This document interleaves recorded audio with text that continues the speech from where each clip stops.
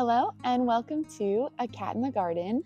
It is actually pretty chilly out here this morning. It rained all weekend, so we didn't get to spend a lot of time in the garden over the past few days.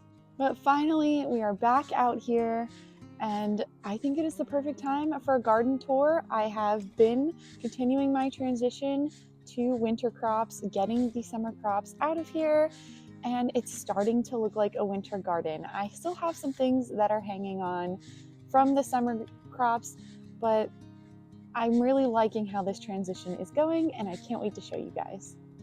It's actually a little chillier this morning, and his fur, Nutmeg's fur, is a little fluffed up. So I wanted to show that off because that's actually so cute. It's only about 60 degrees, but this is the coldest morning he's experienced so far this season, so his coat's a little fluffy right now. So in my first bed, I've got my green beans, which I am so happy I planted these for a fall crop.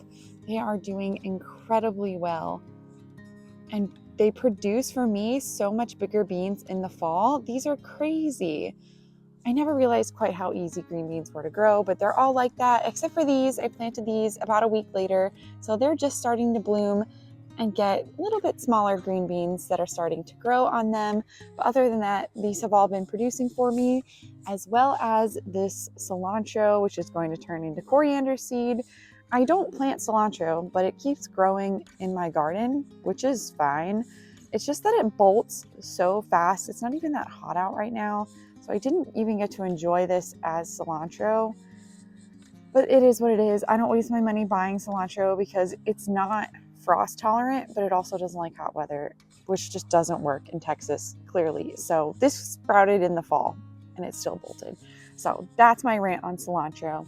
But anyway, in my next garden bed, I've got my sage, which is still doing amazingly, and my Swiss chard. I actually harvested a bunch last night for dinner. It was so yummy. There's so much less pest pressure on those plants.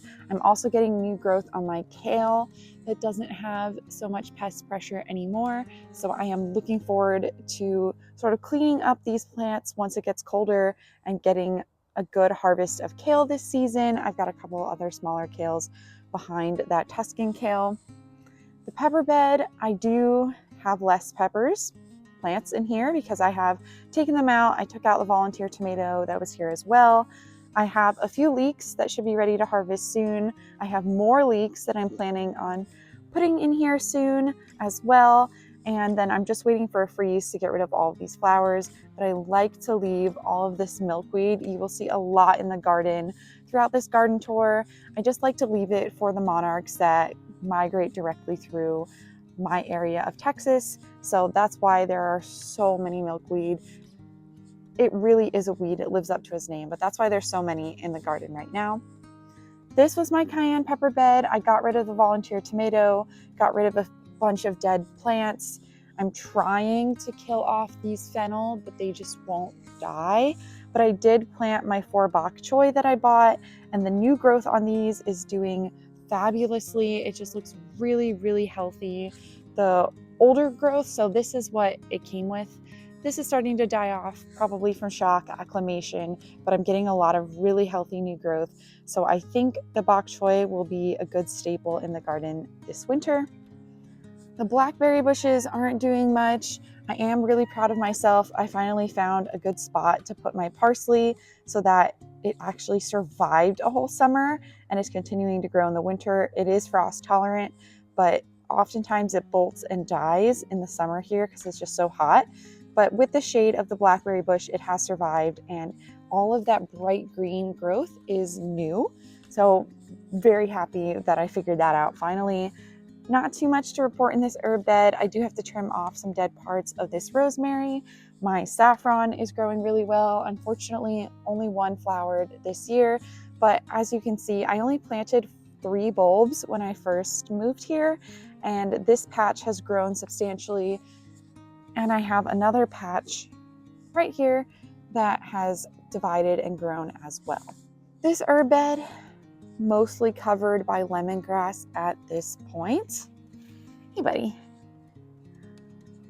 I'm trying to figure out what I would like to put in this section. It used to be all artichokes. Most of them died off. And then I had a fennel here, which is still kind of growing, but I'll probably bury it. I want to put more dirt in here.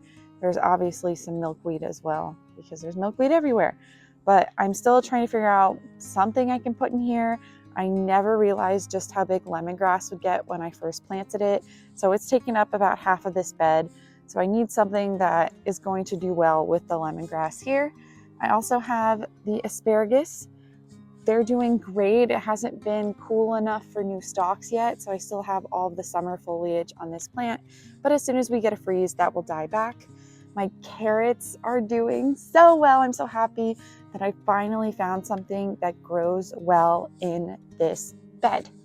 It took so long just because it doesn't get as much water from my sprinklers in my yard, but I've been planting carrots, just continuously adding new seeds to this bed, and a lot of these larger carrots here are actually ready. So we're going to start harvesting them soon, and I'll be using them to make purees for my son, which is perfect timing because he actually just started solids. So that is really sweet. I'm very happy that I got the timing right on these carrots, and I finally figured out a good use for this 4x4 bed in the corner here.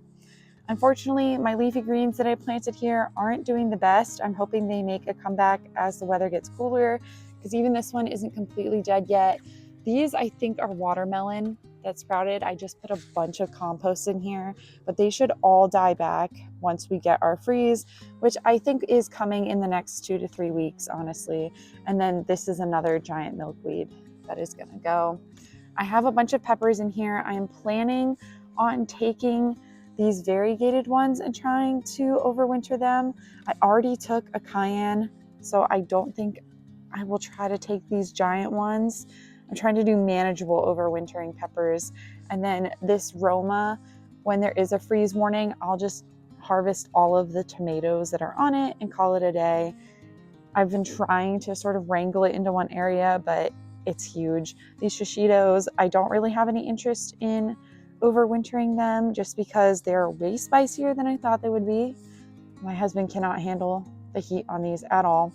And the plants don't look that great. They're very yellow. They're just a little nutrient deficient, got some disease on them. So I'll just let them die off with a freeze, harvest all the peppers right beforehand. I do have, if you can see, this little spider who's been hanging out here over the past few weeks. Unfortunately, he does eat some of the honeybees, but he also eats a lot of the bad bugs in the yard. So he gets to stay. My husband loves all the spiders that come by. So we check on him every so often, but he gets to stay here and kind of protect my pepper bed. There will be a video coming soon of me turning this into a garlic bed.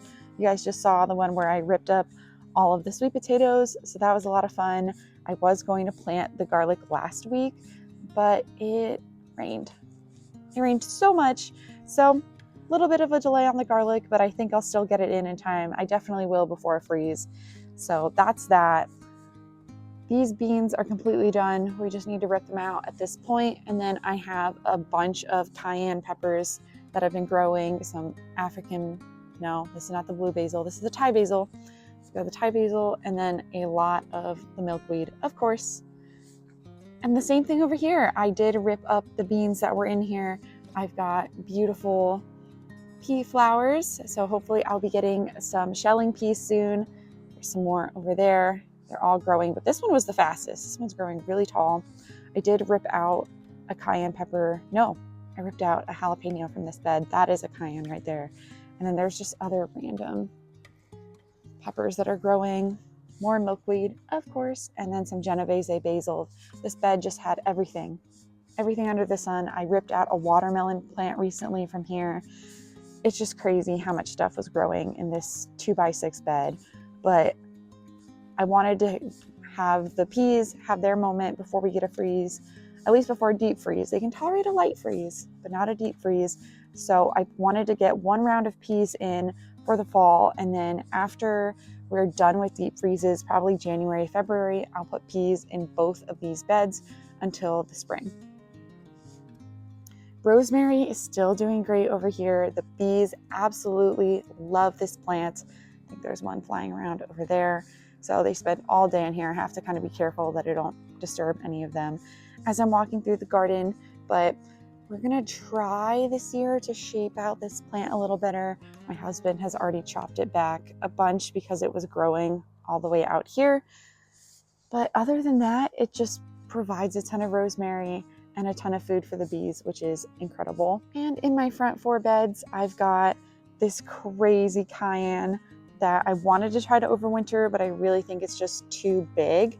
Got some basil hanging on the last of my soybeans, and then they haven't sprouted yet, but I did plant some turnips and some broccoli rabe in here, so hopefully they will sprout soon. And I've got a bunch of cherry tomatoes still ripening, still hanging on, so I will keep harvesting from them as long as I possibly can. Same thing over here, I've got the yellow pear tomatoes as well as a bunch of beefsteak tomatoes and some heirlooms. I've got Lemon Boy, Cherokee Purple, Mortgage Lifter, so a bunch of varieties. I've never been able to successfully grow slicing tomatoes in this garden before, so I'm very happy that I figured out a good place to grow them. They actually love this trellis system. It's the end of the season, so we've kind of let them go, but this has been the best way for me to grow them so far. In this bed also, I did plant some kohlrabi seeds. They're not up yet. I've got my 2 serrano plants as well as 4 eggplants. And I do think I'm gonna try to overwinter all of these this year. I've only got 4, and so just in case there's not a 100% success rate, I'm gonna dig them all up. They're not too big, any of them, but I wanna give it a shot. This one especially is pretty small, so that one won't be too difficult. They do have some really cute little flowers though. I think they're a lot of fun. I've really fallen in love with eggplant from growing these, which has been really, really nice. Over here, still got some basil.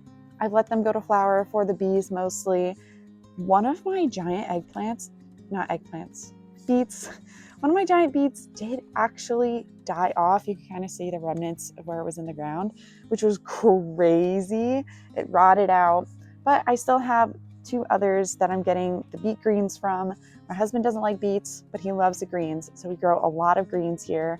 I've got cherry and pear tomatoes here as well that I'm still harvesting from, which is great.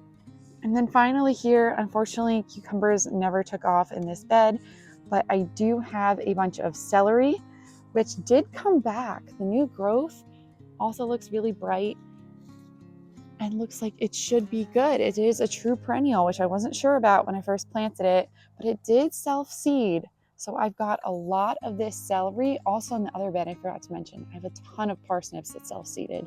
So I just have all of this celery that sprouted, a bunch of tomatoes too, but I think I'm gonna let those die off with a freeze. And these as well, all of these tomatoes sprouted. It's a shame because they look really healthy, but keeping a tomato overwintered is much more difficult than a pepper or an eggplant, which has a determinate size just about, whereas these are indeterminate tomatoes and they could get way too big and unruly and make that really difficult for transplanting in the spring. Finally, over here, I've got my blueberry plant, which will go inside with the freeze. I've got 2 peppers that I've already transplanted for overwintering. This is a cayenne right here. And then this is a jalapeno. I did transplant it more recently, so it is still acclimating. And then I have some leeks and herbs that I'm waiting to transplant once I get some cooler weather. So for now, just keeping them alive back here. I think the leeks I can probably do soon, but the herbs, I'm still trying to decide where I want to put them. So I'm just keeping them here, making sure I water them a little bit more often because they're in smaller pots. But other than that, just waiting. So that is all for our garden tour this month. I'm really excited actually about the fall and winter crops. I love them. Even though I'm not a big fan of winter itself, I love eating all of the winter crops. So at least I have that to look forward to as it gets cooler. I think the cats are looking forward to being outside more because I'm able to just get more done with the milder weather that we have in the winters here. So that is at least a plus, and the transition to the winter garden from the summer garden is going well. Even if we haven't had a freeze yet, it feels really late to not have a single freeze, but I will just keep hanging on to some of these peppers and tomatoes for as long as I possibly can in the meantime. But thank you so much for coming along with us today. If you like this video, make sure to give Nutmeg and I here a thumbs up down below and subscribe so you don't miss anything from us here on the channel. Thanks for watching, and we'll catch you in the next one.